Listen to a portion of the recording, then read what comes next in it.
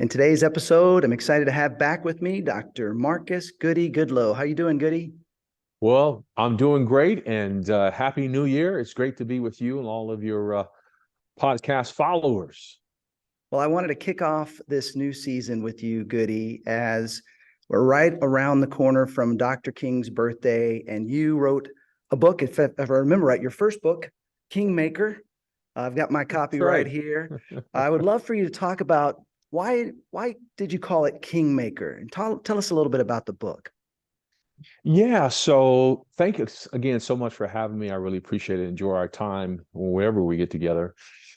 Kingmaker is a labor of love out of a thing called a dissertation that I wrote a number of years ago. As you can relate, in graduate or postgraduate work, writing dissertations can be a laborious task. And when I was done, I thought I was done. True story, a guy by the name of Hak Jun Lee. Dr. Lee is a professor at Fuller Seminary in Pasadena. In fact, I just was visiting with him not too long ago. I remember meeting him for lunch in Pasadena. I was preparing a lecture for his class. I had just graduated with my Ph.D. And he is a King scholar.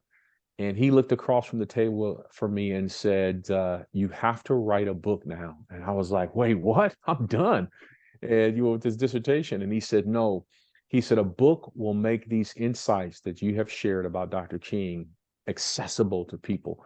And so that began my journey. Kingmaker, the word Kingmaker, as you know, Dr. King never held formally a elected office in terms of national, like political office, but yet he was a person who met with popes, priests, prophets, and presidents, as well as commoners. He was a person who wielded tremendous influence. And the idea of a kingmaker, it's the person, the woman or man in the room, who may not have the formal title, but their sway, their influence is significant. And I make the argument in my graduate work, postgraduate work, that I believe that I'm convinced that King was the most transformational figure of the 20th century. And it is no far stretched argument to make one of the most consequential individuals who have ever walked this earth.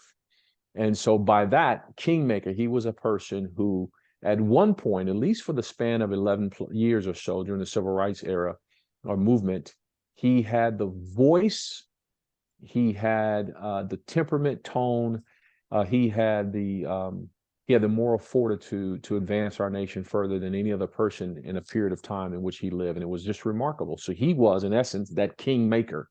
And so that's where that word comes from. I love that, because what you're acknowledging is sometimes the person with the most influence doesn't have the title. On this podcast, we have people listening who are pastors. They have a natural level of influence, but they're also church leaders, people who have a walk with Jesus, and they're living it out in the marketplace as business owners, as small group leaders. How would you recommend we use our influence? How do we better steward our influence to bring more of heaven to earth, which is the category that I'm putting Dr. King's work in? But how would you describe some ways we can be better stewards of this influence? And it's funny, it's funny you use that term influence, because I tell people that in reality, here's the truth. We're all equal in essence, but we're not all equal in influence.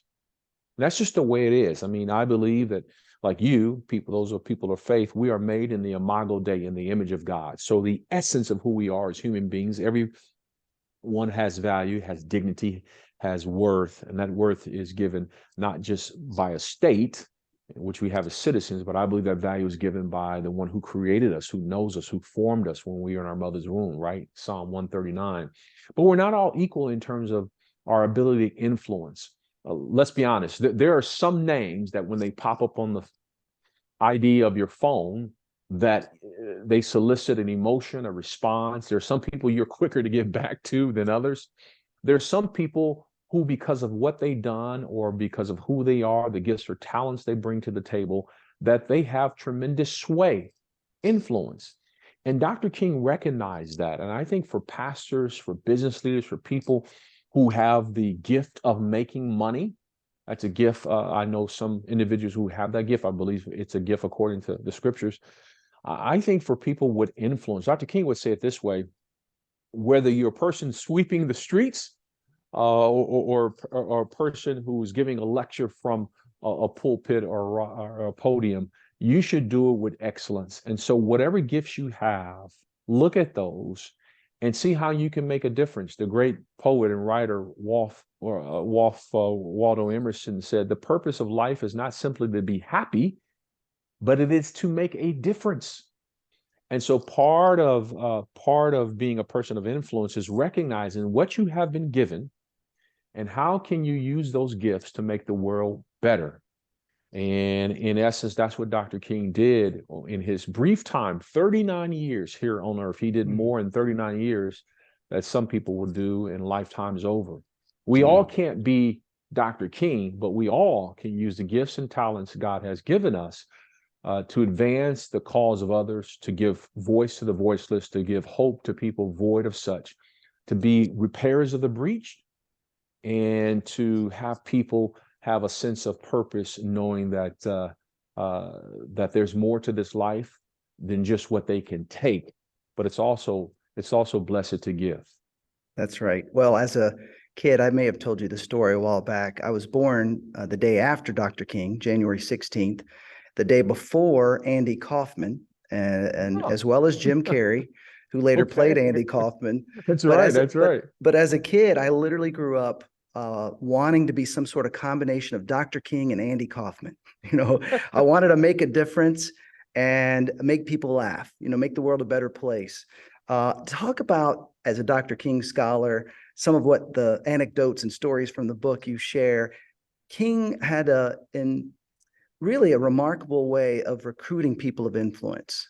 Who were some of these entertainers and athletes, and tell some of those stories. Sure. You mentioned Dr. King just now, and also about Andy Kaufman and King being two of your heroes, or people you were born in close proximity to in terms of dates. King had a sense of humor. In fact, he spent the final 48 hours of his life going through a range of emotions. He was stressed, fearful, disturbed about what he saw in the nation.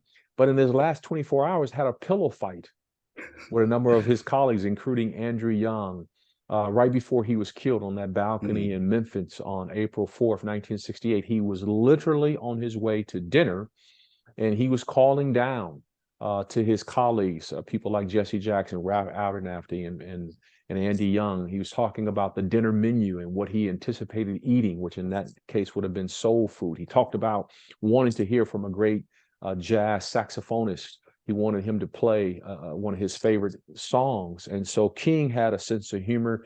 We know him as a man of dealing with serious issues in a very serious time. But to answer your question directly, Dr. King believed that money, fame, fortune did not assuage you from taking responsibility and being involved in this human story. That just because you, quote, made it, just because maybe you had achieved some greatness in terms of stature, in terms of society, that did not absolve you from being engaged in the substantive issues of our time. In this particular instance, in terms of advancing the cause of people of color who were disenfranchised, who were considered least and looked over. And Dr. King's appeal simply was this: use your influence for good. Jackie Robinson, Marlon Brando, Sidney Poitier, Sammy Davis Jr., Lena Horne, Aretha Franklin, Elgin Baylor, James Gardner, Charlton Heston. A lot of your listeners may not recognize a lot of these names, but basically think of the Taylor Swifts, the Bonos, the John Legends, the Tobey Maguires, the John Sinises of our day. These were those people. And so when you think of some of the most visible people who were around in our society, Dr. King looked to them and he made his appeal to them. He rattled their conscience, if you will, to be about the business of redeeming the soul of humanity. And he did that in several ways. Wrote to them directly, met with them, counseled with them, would send them information about the movement, how they could help. They raised funds. Many of them lent their professional talents and gifts. So, Sammy Davis Jr. or Aretha Franklin, or of course, the biggest probably person of influence of all was Harry Belafonte. They would do benefit concerts or theatrical presentations. Sometimes those monies would be used to help advance the cause of the civil rights movement. Budgeting, such as hotel and lodging and transportation and bail money. So when Dr. King and his members of his coalition of conscience were faced with going to jail, you need to have bail money, you need to have lawyers on retainer. You need to be able to fly from Atlanta, as for example, to Birmingham, from Birmingham to California, from California to Chicago. Those things cost. And so a lot of these entertainers and athletes were front and center in terms of their involvement in the movement. Some were more outspoken than others. For example, Dick Gregory, the great comedian. I personally saw his FBI files. They had his eyes on him. His FBI files were about that thick. And he was considered a person whom the government felt worthy to have their eyes on at all times because of his outspokenness, because of his involvement. And so today, the relevance for us today is that there are people whom we will go buy sneakers, we will go buy perfume, we'll fly on that airline. Why? Because Taylor Swift says fly on that airline, because Greg Sinise says buy that cologne, because Bono says, stay at this hotel. LeBron James, Bono, John Legend, Alicia Keys. These are names we all know today. They're people of influence. And a lot of them, they've used their influence not just to make money, but to make a difference. Yeah. Well, speaking of LeBron, I think of that time when he was told, just shut up and play basketball. Right. You might have a church leader who thinks, you know what, this is outside of my lane. You give a great deal of, I think, really helpful ways to engage with injustice. Maybe for a minute, talk about why this is important. This conversation is important for church leaders, for pastors to be a part of, and how to do so without getting sucked into either side. Right. One, I would say, see it as not something you do in addition to, see it as something you do that's part of who you are. First and foremost, people like LeBron James, people like the pastor, the business leader that's listening to us now, you're a citizen. You have a stake in the future of this nation. And so LeBron James or Eric Bryant or Goodie Goodloe, we're not removed from the context in which we live. We would never tell a person who happens to just be a plumber or an attorney or a doctor not to show up at a city council meeting and voice their concerns about, a stop signs not being in their neighborhood, or the lighting not being proper around the communities, or the fact that there are potholes. We wouldn't say, hey, keep your mouth closed and just be a dentist. We wouldn't say that. We would say, hey, keep your mouth closed. You're a landscaper. You shouldn't be showing up here at a city council meeting to make your voice be heard on this particular issue. We wouldn't say that.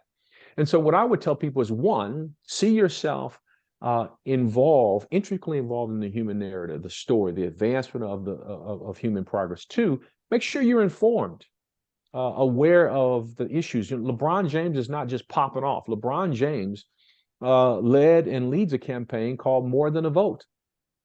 Political scientists will argue, politics aside, it's probably one of the two most significant organizations that exist that helped to elect the current president of the United States. It's true.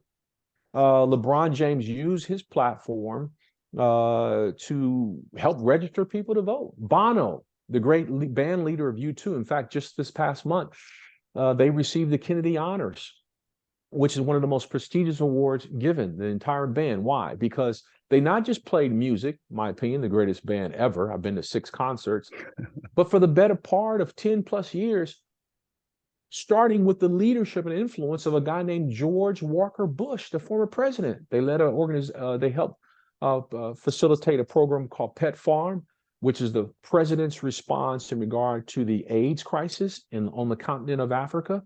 You know that it was Bono teaming up with Jesse Helms, influenced by Dick Cheney and ultimately George W. Bush. They helped get medicine in the hands of people who needed it the most, who were dying from AIDS.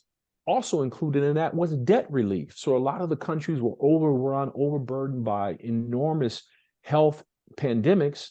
Well, you also had this issue of debt. And so Bono's Red campaign, U2's Red campaign. So if you went to a concert, you would pay your money for a ticket. Funds also would be raised to address these issues. Greg Sinise and his work with veterans and homelessness. Toby Keith, same two issues. Alicia Keys dealing with issues like bullying. How many times have we seen in recent months young people choosing to end their lives because of bullying? Well, people like Lady Gaga and Alicia Keys speaking up on these issues such as bullying. And so for me, I would tell anyone who would be open to listen, one, you're part of the human story. Two, become well informed. In other words, when you speak out on these issues, you may not know everything, but you should know some things. And then three, I would say, recognize that you're only on this earth one time. Make a difference in the time you have here. And I'm so grateful for women and men who have taken courageous acts. 6 years ago, Colin Kaepernick was one of the most criticized athletes in the world. Little did we know, he was really the trailblazer in making known an issue that has literally taken our political discourse to a whole nother level. We've seen the tensions between Black and brown communities involving law enforcement. Of course, George Floyd being the most provocative example and dramatically heartbreaking example of such. But 6-7 years ago, Kaepernick was what he was doing was considered blasphemous. And now you have companies and corporations all having to take account in terms of what's their role in helping to address disproportionate use of authority by people entrusted in law enforcement, for example. So those are some examples I would say. That's great. Well, I think that this issue is incredibly important to the younger generation. Like, to them, it's a no-brainer. Like, they're going to be part of something that's diverse. And if their church isn't, that's not going to be where they get involved. I wanted to ask you, as Dr. King's birthday and the holiday honoring him come up, what are the best ways you've seen churches honor him? I know there are some that on the left that might say, well, now you're quoting him, but you don't really live like him throughout the year, and others on the right saying, well, he committed adultery and he's more liberal. Like, how do you kind of stand above that? Which, by the way, that's what I heard you say earlier.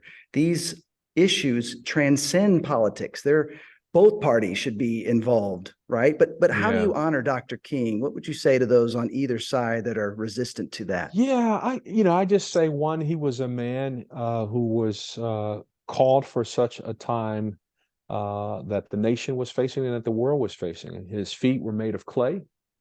He was flawed. He certainly was not perfect. And for those who criticize issues related to his character or even leadership style, I would say there are a plethora of examples in the scriptures. We can't start a worship service in a context without quoting from the Psalms and referencing a man named David, who did some pretty bad things last time I checked. That's right. The person responsible for writing 2/3 of the New Testament did some pretty bad things. There were, when you look in the scripture, particularly New Testament, the hallmark of them, a lot of the tensions were around culture and race. And so the New Testament epistles, Pauline's epistles, a lot of them were dealing with tensions within the church, and a lot of those tensions were around culture and race. So I think the scriptures give us a blueprint. And Dr. King was, first and foremost, he was not a civil rights leader. He was not just a great orator. Dr. King is 3 generations. Black Baptist preacher, a learned man, educated man. John Lewis, the late congressman, even John Meacham, the great historian, they talk about, King bearing a prophetic witness or being a prophetic witness. And if you've ever read the letter from Birmingham jail, which was the response to King gave to 8 clergymen who were critical of him in 1963, you can't help but read that letter and think, if there was an additional part of the canonization process, that letter would be included, because it was written in such a way that it was a letter of love, compassion, also a letter of great challenge. And and rebuke to those who often criticize. And so I would say one or two, three ways. One, recognize Dr. King for who he was and the ideals in which he stood for. Equality, justice, love, compassion. You do that not just by referencing his name, but you do that, of course, by attempting to live out the values, those ideals for which he stood for. Are we treating people with fairness, with kindness, with compassion? And then two, I think our former president, President Obama, said in some years in his office, January 16th or 15th is his birthday. We typically recognize it on that Monday, the third Monday. And this year, I think it will be the 16th. But that Monday you have off, there's a reason. The libraries will be closed. The banks will be closed. Use that day as a day of service. A day of service. How can you lift the spirits of others? What can you do? Go plant a tree. Help refurbish a local school. Serve at a soup kitchen, a food bank, a rescue mission. And then the third thing I would say would be make sure that whatever you're calling others to be, that you embody that. And so one, acknowledge Dr. King for who he was, a person of faith, flawed, yes. Two, invest in others, a day of service. Find some way to contribute to the betterment of humanity.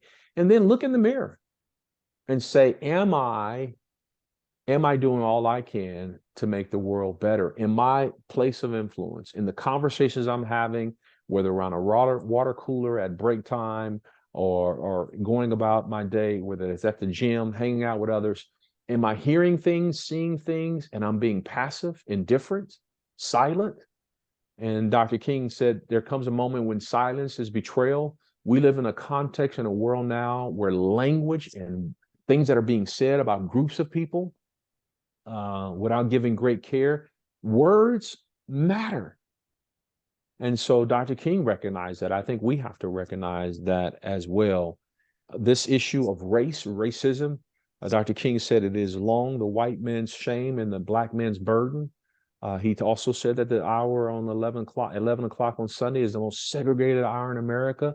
I think some of these things are still true today. And I think the church, Dr. King said, was once a tail light in advancing these issues. He was fearful that it has now become he said, no, I misspoke.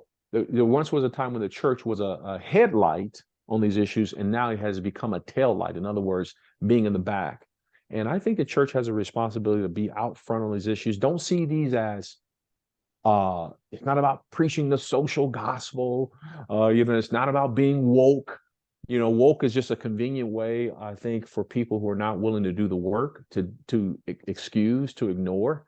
And when you read the Gospels, and when you read the actions and the teachings of Jesus, I can't help but think that he would be in the business of what Dr. King was in the business of, and that is restoring the soul of humanity, bringing dignity and worth and value to others, and speaking into those lives that were broken and bruised by circumstances and by structures and by laws and by tradition. Jesus spoke up against those things and spoke out against those things, as did Dr. King, and I'm so grateful. Me too. Thank you so much, Goodie. Goodloe.com. The book is KingMaker. I want to encourage you to pick up a copy. We'll be giving these away to those who sign up to my email newsletter. There'll be some lucky winners, so make sure you sign up for that if you haven't already at ericbryant.org. Thank you, Goodie. Thank you. We'll see you. Happy birthday, Dr. King. That's right.